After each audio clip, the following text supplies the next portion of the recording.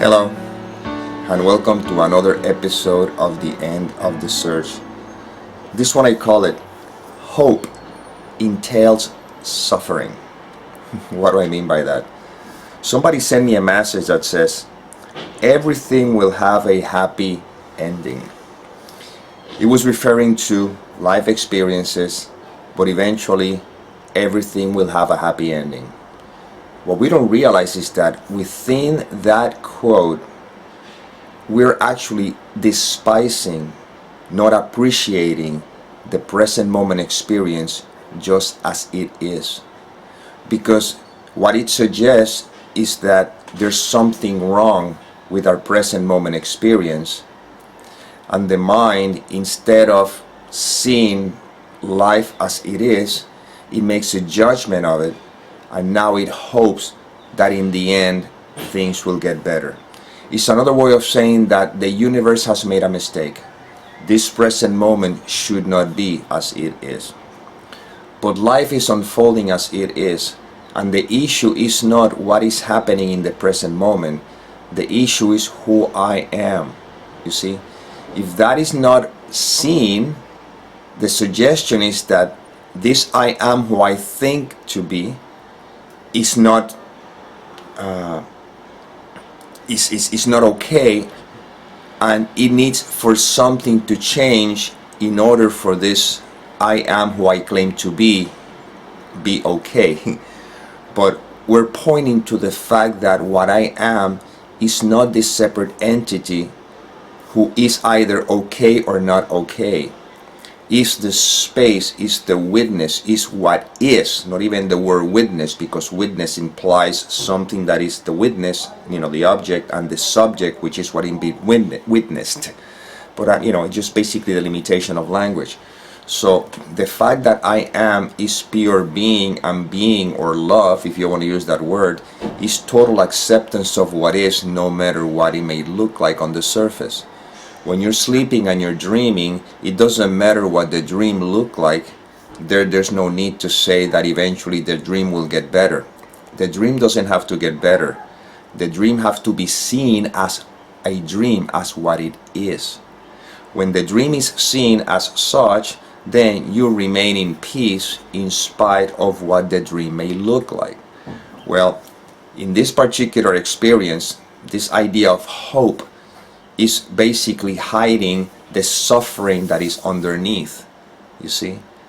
But when you see who you are, when there's a recognition that you simply are, then there's no suffering. It's just experiencing. That's all there is to it. And there's no idea that things will eventually get better.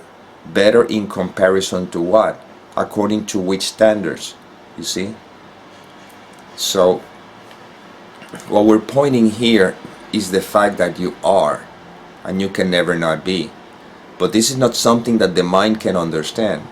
The mind cannot grasp this, because the mind is the one making the judgment in the first place, and it's the mind that says things will eventually get better.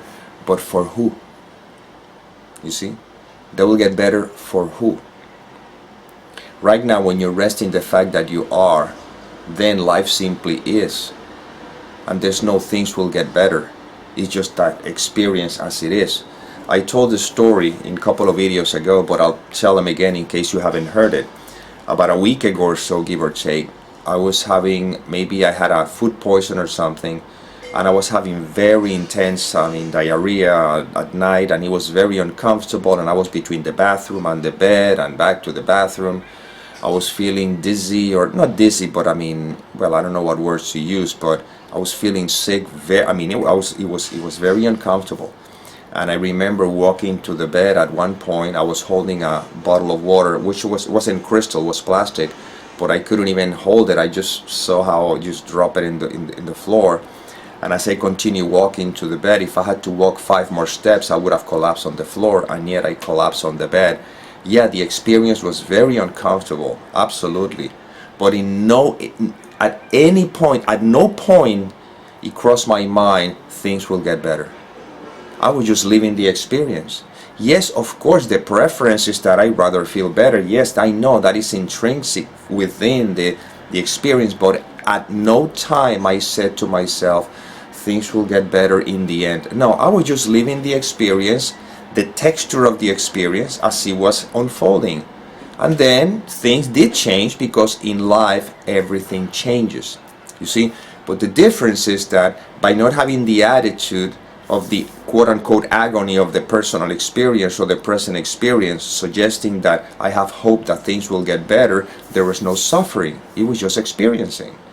It's another texture of life as it unfolds. But you are life, and we're pointing to the fact that you are life. And when you know what you are, then all these concerns drop by the wayside. Yeah, that if something is painful, you see how life moved the instrument to do something about it. If I would have requested to talk to a doctor, life would have moved the instrument to do that. But that was not the case. Life simply moved the instrument to just simply experience it. And then the next day I started eating things very, like oatmeal and things like that, something that's very soft, until eventually it catched up, and now I am just again back to normal. But again, life changes. It's all constant change, but what I am remains. So in my case, I don't have hope for anything, because hope for what? I mean, right now life is exactly as it is. Is the universe making a mistake by the present moment experience being as it is?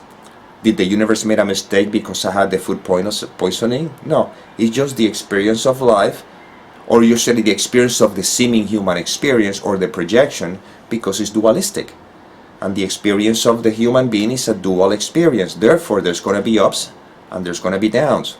But when you know who you are, you're not affected by the ups, by the downs, and everything is seen as such. And then the concepts of things will get better, or hope for, no, everything is exactly as it is. I may not understand intellectually why things are happening, and then the mind can come up and says, okay, but I'm going through this experience, but what if this happens? And that's when I stop you right in the tracks, and I said, but the what if is a thought, isn't it? And if you're really willing to notice, you realize that's true. The what if is a thought.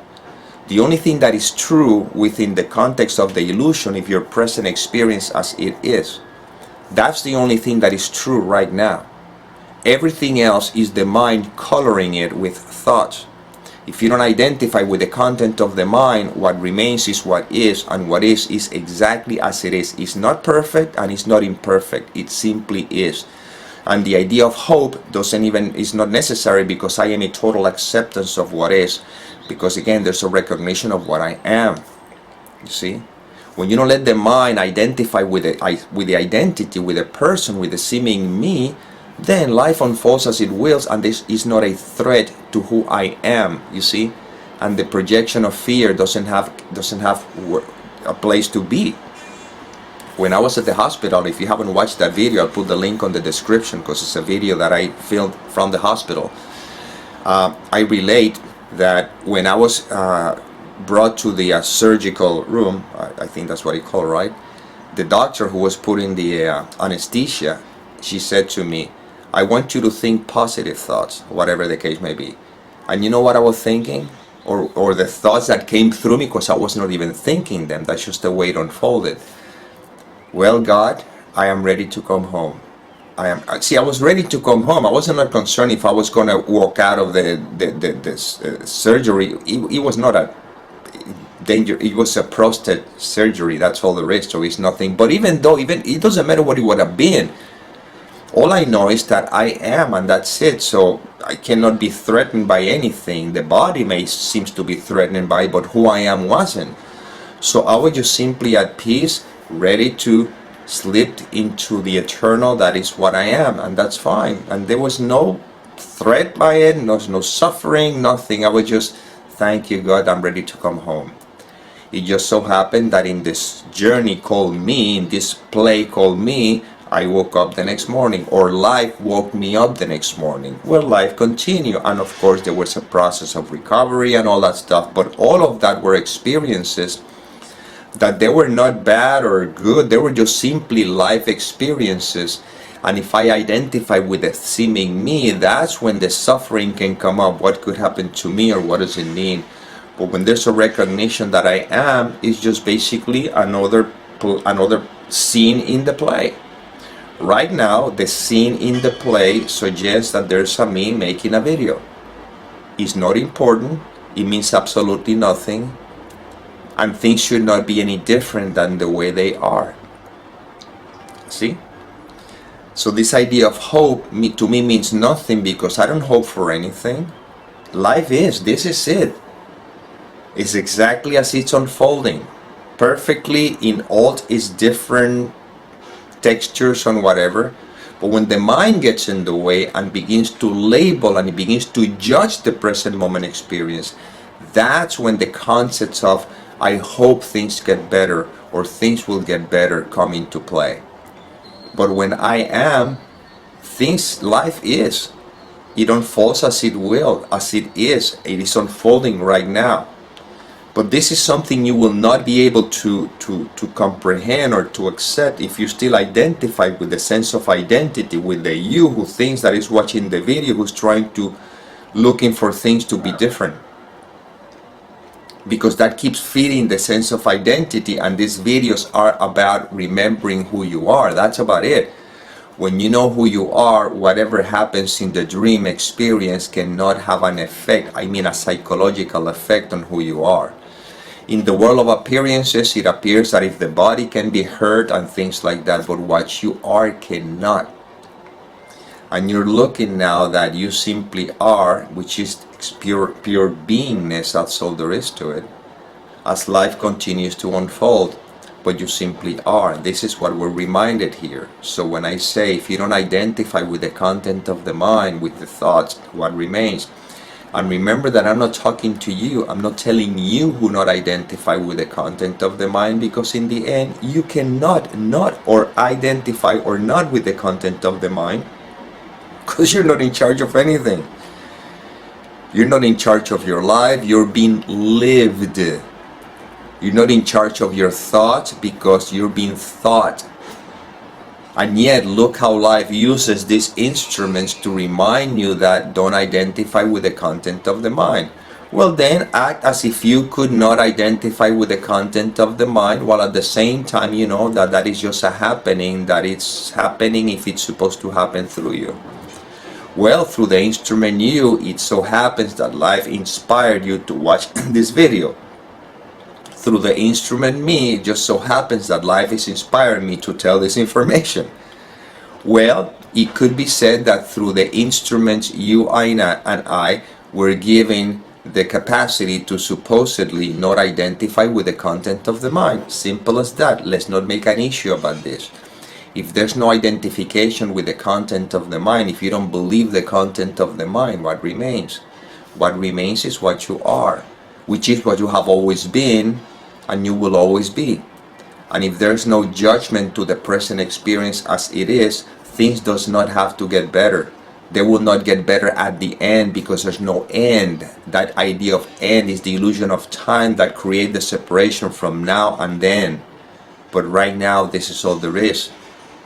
And this is a fact, this is not a theory. Right now, all that there is what is. If you don't believe whatever evaluation the mind is making of what is, then you're at peace, you're fine, everything is perfectly okay. But if you believe the concept of the mind, which the first concept believes was the concept I individual, see, that's the problem. Because I individual, everything is about me. Look what happens to me, what could happen to me, look what I want or whatever. But if you simply are, then thoughts are seen as passing clouds, but they have no effect on the fact that you are. Life simply unfolds and you are life itself, not the individual who's supposedly living the life. And again, this is very practical in a sense that it is not esoteric, although it may appear as such, but it's very simple. Right now, when there's no identification with the content of the mind, what remains? See if you can find an answer for that, and you can, because the answer has to come from the mind. However, the experience cannot be negated. See? Now, that experience that cannot be negated, withdraw any concepts. Don't color it with any thoughts. This should be like this, shouldn't be like that. I feel in a particular way, I don't feel this way. Don't call it anything. This is direct experiencing right now. This is it, okay? Isn't it? Is there anything that needs to be said about this experience? The answer is no. Now, in this experience, which is direct experience, in which the mind is not identified with its content, there could be pain and there could be pleasure, that's fine, but it's experience, just direct, pure experiences.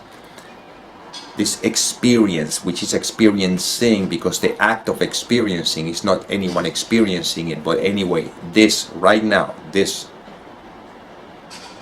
without identification with any thoughts, okay? Without any thought suggesting shouldn't be or should be, it doesn't matter. Without any identification with any thought. If there's anything wrong with it, investigate. Don't take my word for it. If there's anything wrong with this particular moment without a thought that suggests that there's anything wrong with it, or even right with it, it doesn't matter. Right now, without identification with any thoughts, what remains is what is, cannot be negated. That's reality within the context of what we're speaking here. Not reality in the absolute sense, because in the absolute sense there's no separation, there's no projection, but within the seeming experience, this is reality. Reality without judgment is peace. With judgment is suffering. We can use another words. Reality without interpretation is peace. Reality with interpretation, then we experience the consequence of the interpretation, which is not peace. Maybe tranquility for a moment, but it's not the peace that we're speaking about here, which is not even a word. That's why I don't like to use the word peace, because they might have a concept of that. It's simply what is. So right now, right this moment, without the mind interpretation, is there any suffering? Is there any fear? Is there any future? Is there any past? What remains? What remains is what you are. And this is what this is pointing to. You see? And all you're seeing is how the mind tries to color whatever it is right now. Without believing the content of the mind, what remains is what is. And that isness is always, in spite whether the mind is engaged or not engaged, it is. It's life itself. And you are life. You are that. End of story.